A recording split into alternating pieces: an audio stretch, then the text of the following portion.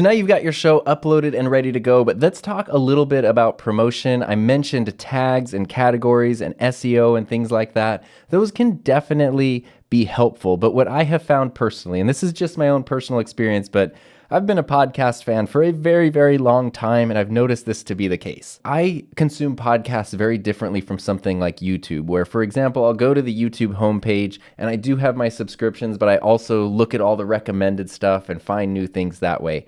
I've never really done that with podcasting.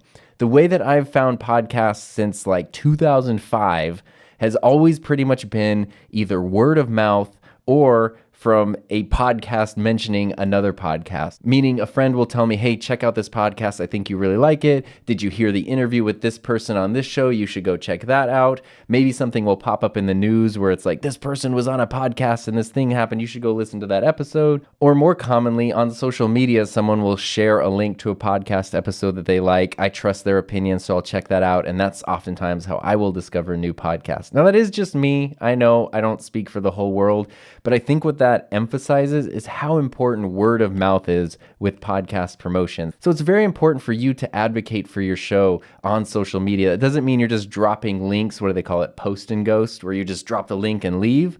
But you can talk about an episode, share a clip from an episode, talk about something you learned, share a photo of you and your guest, all of those kinds of things that are going to make people interested. That's going to be what really helps grow your audience and your community. And one person's going to tell another person, going to tell another person. I'm shocked when I log into Twitter or whatever and I see someone sharing a recent podcast episode of mine because they heard something really cool in it and they want to tell other people about it. It feels so good, and it will happen so much more quickly than you think that it will. And I really advise against getting caught up in the numbers when it comes to podcasting, especially if you've ever done something like YouTube. Podcast numbers are not going to be anything near even minimally successful YouTube numbers. It's a totally different medium, but your podcast listeners are really quality listeners. So even if it's only a few people, they're not watching just a few seconds. They're not listening to just a few seconds. They're with you for 45 minutes or an hour or more. You can become a part of their commute. You can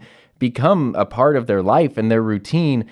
And I personally know that I was shocked early on when I would miss a week and I would get emails or messages from people saying like, you missed an episode. Is everything okay? I'm bummed that there was nothing this week.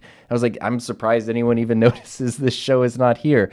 So before you know it, your show is going to be making an impact in the lives of your audience, and that's going to get them on board to support you and to share your show with other people that they think would find it interesting. And that's really the best way to promote your show. So the best thing you can do to make that happen is to just focus on making a great show. Don't get caught up in SEO. Don't get caught up in numbers. Don't get caught up in comparison. Just make the best show you can and then be consistent with it and keep making episode after episode.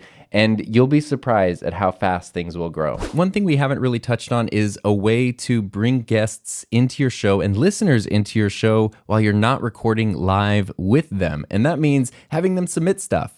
The easiest way, of course, is to just have them send you an email. I do that all the time. I set up a specific email for my podcast where people can send in text or a video clip or voice. They just sort of add it as an attachment and they send it in. And that works great. And that's, very simple for you. The downside to that is if you want something that's not just text, it's a little more convoluted for the listener because they get limited by file sizes, especially if they want to send you a video. It ends up being like a Google Drive link or a Dropbox link. It's kind of a hassle. So there are a few very simple and free online tools you can use to help your listeners become a part of your show. And I just wanted to share those with you because I think that it's incredibly helpful. The first one is just that if we go to my website, and it's not just shameless self-promotion, but we scroll down a little bit, there's a thing here that says leave a message for the podcast. And right there's a button that says start recording. If I click this button, I can start recording a message right away using the built-in microphone on my computer or even a connected device. So if I was running a USB mic or the Rodecaster into this computer, I could use that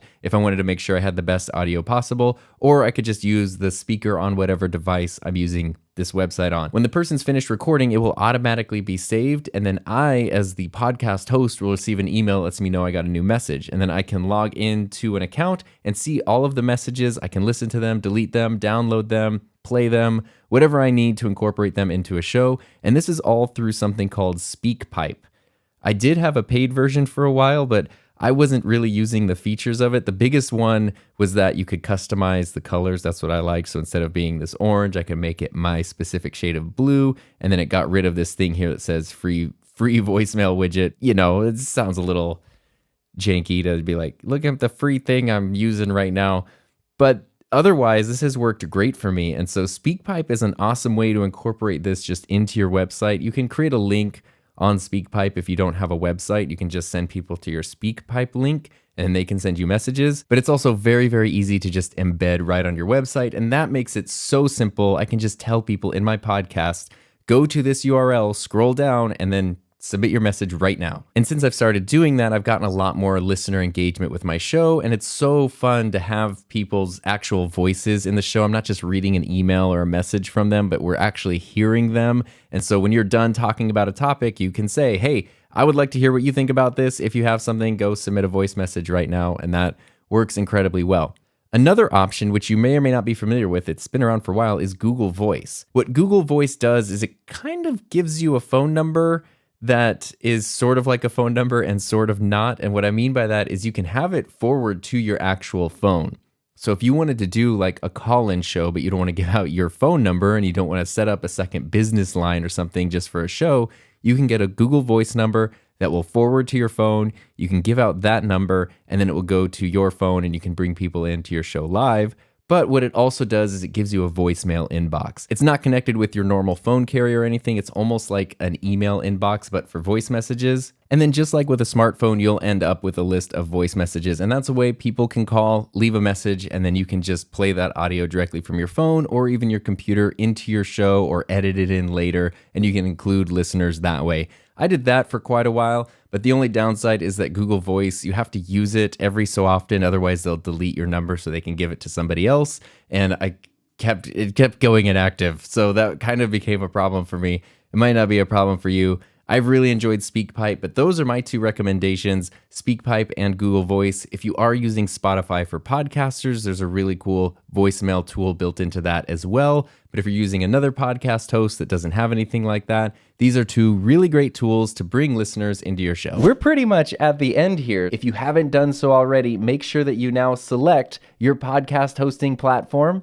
You've got your episode edited, so make sure you upload it, get things submitted to directories, and get that episode scheduled. Now, of course, it is up to you whether you want to schedule your episode or publish it right away. You should literally be one mouse click away from having your episode live and available for the entire world to listen to. And of course, if you need to go back and review any sections or catch up on something that you haven't yet done for your show, feel free to do that so you can get back to this point and be ready to publish. And beyond that, more importantly, you've now established a workflow that you can use for the foreseeable future, so that way you can just keep making new episodes. And of course, this is just the foundation, so feel free to innovate on top of this. Feel free to refine your workflow, do what's best for you, but you now have all the tools to be successful, and you've already proven to yourself that you can do it because you've produced that very first episode of your show. And now that you've officially created that episode, you are officially a podcaster. So congratulations.